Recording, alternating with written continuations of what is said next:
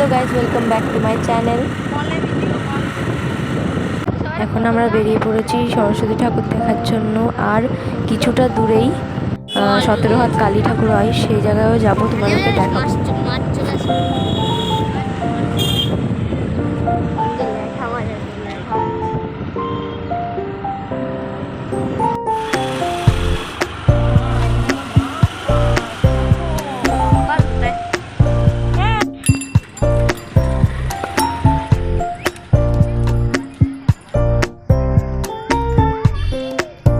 এখন আমরা 17 হাত কালী ঠাকুর দেখতে চলে এসেছি।